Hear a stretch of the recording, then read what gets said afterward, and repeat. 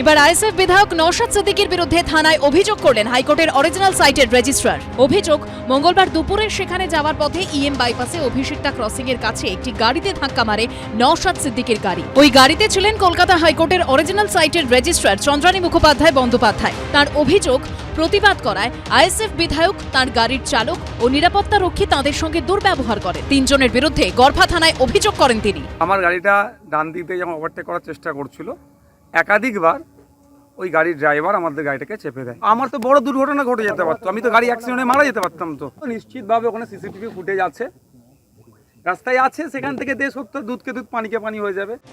নওশাদ সিদ্দিকীর তার নিরাপত্তা রক্ষী ও গাড়ির চালকের বিরুদ্ধে বেপরোয়াভাবে গাড়ি চালানো ও হেনস্থার অভিযোগে মামলা রুজু হয়েছে। ঠিক কি ঘটেছিল তা জানতে সিসি ক্যামেরা ফুটেজ খতিয়ে দেখছে গড়ফা থানার পুলিশ। সুকান্ত মুখোপাধ্যায়ের রিপোর্ট, এবিপি আনন্দ, কলকাতা।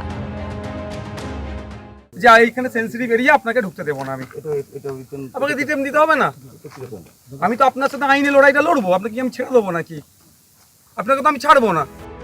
মঙ্গলবার বাধার মুখে পড়েছিলেন দক্ষিণ চব্বিশ পরগনার জয়নগরে ঢোকার মুখে, আর বুধবার পুলিশ তাকে আটকালো পুরুলিয়ার জয়পুরে। ফের পুলিশের বাধার মুখে পড়লেন আইএসএফ বিধায়ক নওশাদ সিদ্দিকী।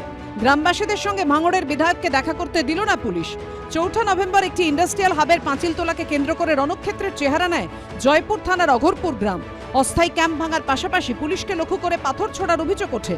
ঘটনায় সেদিন রাতেই মহিলা সহ 13 জনকে গ্রেফতার করে পুলিশ। বউটা আমার স্নান করতে গেছিল, 4টা পুলিশে ধরেছে, নিয়ে চলে গেছে। আমার একটা বৌদি আছে, 13টা, তিনটা ছেলে বাচ্চা। বুধবার জয়পুরের অঘরপুরে জমি অধিগ্রহণের প্রতিবাদে গ্রেফতার গ্রামবাসীদের পরিবারের সঙ্গে দেখা করতে যাচ্ছিলেন নওশাদ সিদ্দিকী। জয়পুরের গ্রামে ঢোকার আগে গার্ডরেল দিয়ে আইএসএফ বিধায়কের পথ আটকায় পুলিশ। ঝালদার এসডিপিওর সঙ্গে বচসা শুরু হয় আইএসএফ বিধায়কের।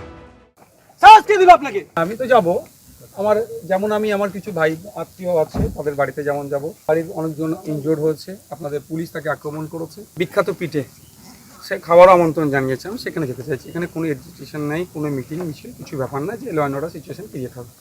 তুমি যেতে চাইছি ঠিক, আপনারা যদি আমাকে অনফোর্ট রিপোর্ট একটা দেখিয়ে দেন যে এখানে ঢুকতে পারবেন না আপনি, আমি তাহলে দেখে নিয়ে নেবো। বাধা পেয়ে রাস্তায় বসে পড়ে নওশাদ সিদ্দিকী। আমি বলছি আমি যদি আমার আত্মীয়র বাড়ি, আমার ভাইয়ের বাড়ি আমি যেতে পারবো না।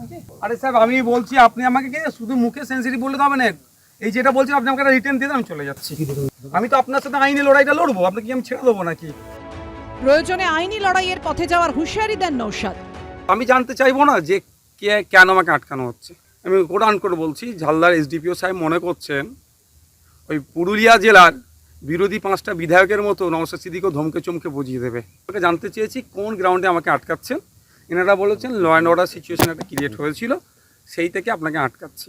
আমি বললাম মুখে বললে তো হবে না, আমাকে বাই রিটার্ন দিতে হবে, আপনার সাথে আমি বুঝে নেবো আইনি লড়াই। আমাদের এই শান্ত পুরুলিয়া, সেটা বিভিন্নভাবে একটা অশান্ত করার চেষ্টা এই লোকসভার আগে কিন্তু শুরু হয়েছে। এটা তারই একটা প্রমাণ। বড় প্রজেক্ট সেই অঘরপুরে হচ্ছে এবং কিছু লোকজন একটা উস্কানিমূলক কাজ করে আজকে এই ধরনের একটা অশান্ত করার চেষ্টা করছে আমাদের পুরুলিয়াকে। তাই পুলিশের কাজ করেছে। এ বিষয়ে জয়পুরের বিডিও জানিয়েছেন, আইন শৃঙ্খলা পরিস্থিতির জন্যই আইএসএফ বিধায়ককে আটকানো হয়েছে। রাজনৈতিক কোনো সমস্যা তো নেই, সরকারের জমি ডেভেলপমেন্টের জন্য নেওয়া হয়েছে।